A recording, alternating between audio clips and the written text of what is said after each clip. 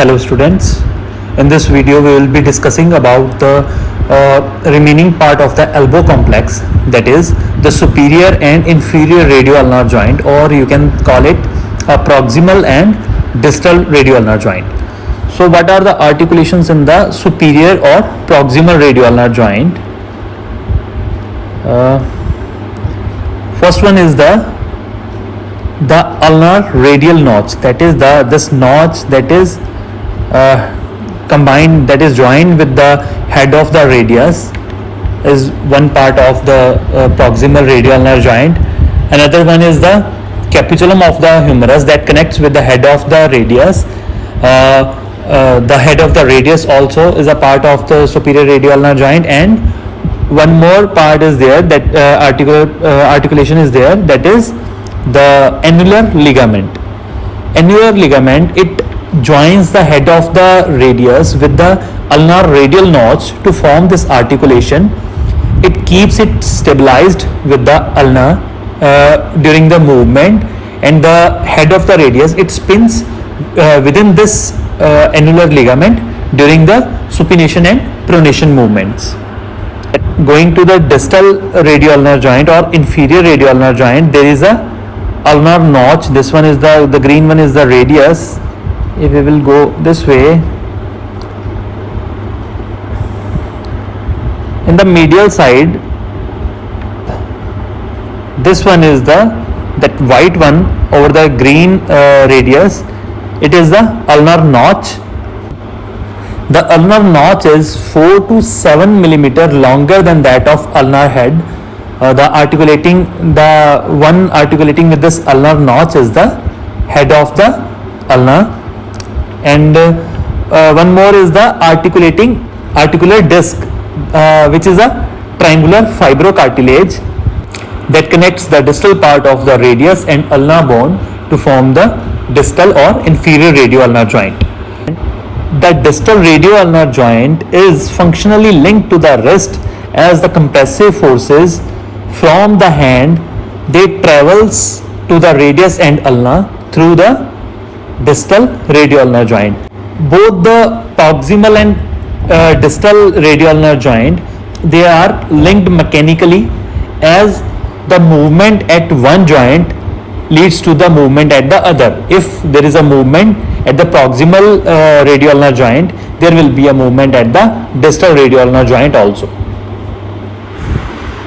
Now talking about the ligaments of the radioulnar joint, proximally we have annular ligament, quadrate ligament, and an oblique cord. Annular ligament is a strong band that forms the 4/5 of the ring that encircles the head of the radius.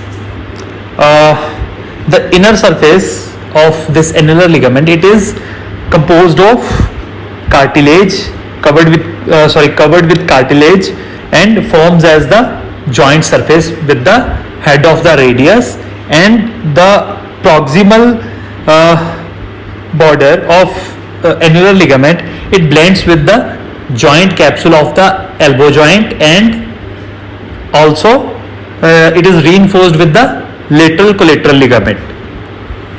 Quadrate ligament is just below it, somewhere like this.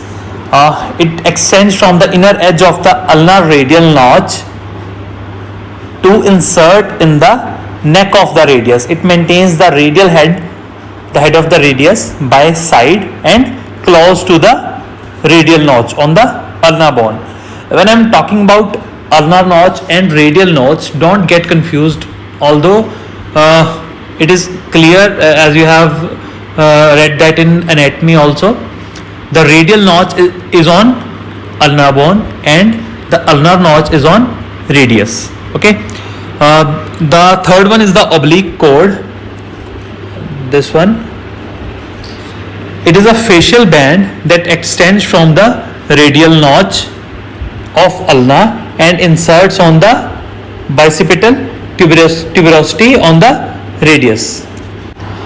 Apart from these three, that is annular ligament, quadrate ligament, and oblique cord, there is dorsal and palmar radioulnar ligament and introitious membrane These three stabilizes both proximal and distal radial ulnar joints.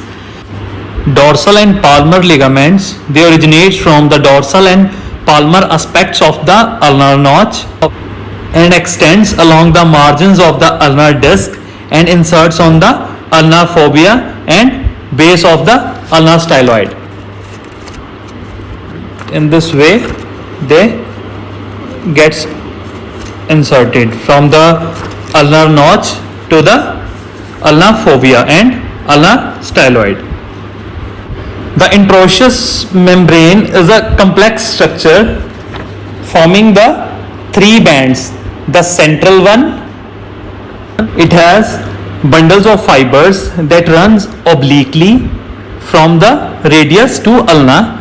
There is a membranous portion which is soft and thin structure that lies adjacent to the central band, and there is a dorsal oblique cord that extends from the proximal quarter of the ulna, proximal 1/4 of the ulna, and inserts into the mid of the radius.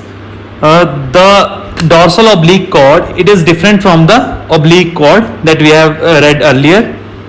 Interosseous membrane, it covers the space between the radius and ulna when there is a movement in the forearm, like there is a supination and pronation movement.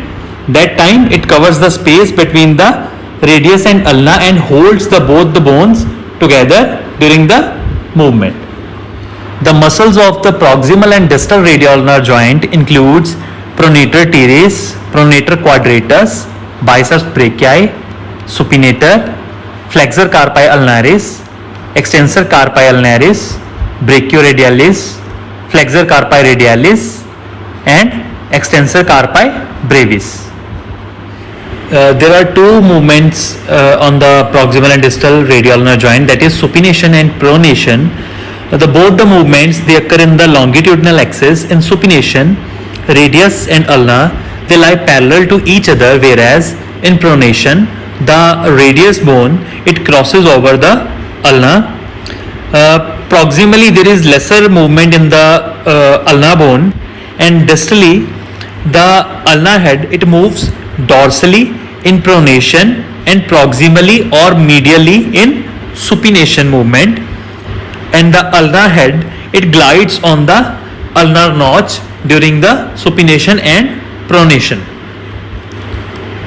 The range of motion of pronation is lesser than that of supination. The pronation is approximately 80 degrees and the supination, it is approximately 90 degree. However, there is a variation to the range from the individual to individual and from the age groups also. Discussing about the injuries at the elbow joint, these could be compressive injuries, the distraction injuries, and the valgus or varus stress injuries. Basically the type of stresses that are causing the injuries. When talking about the compression injuries, if there is any resistance to the longitudinal compression forces at elbow, the compressive force from the hand, that it travels directly to the elbow joint. When the elbow is extended, then there could be a fracture of the head or neck of the radius and ulna. There is a condition called as nursemaid's elbow, and we can call it a pulled elbow. That is most common in children below the 5 years of age, as the ligaments are not properly formed in that age. So if there is a distraction force applied while pulling the children, then the head of the radius, it might comes out of the annular ligament, causing a condition called as nursemaid's or pulled elbow. The repetitive usage of the medial collateral ligament may cause the injury at the tendon of the ligament and leading to the condition called as golfer's elbow. And repetitive use of the lateral epicondyle may lead to the injury of the tendon, causing the lateral epicondylitis or tennis elbow. So this was all about the proximal and distal radial ulnar joints. For any queries, you can contact me through email. Thank you.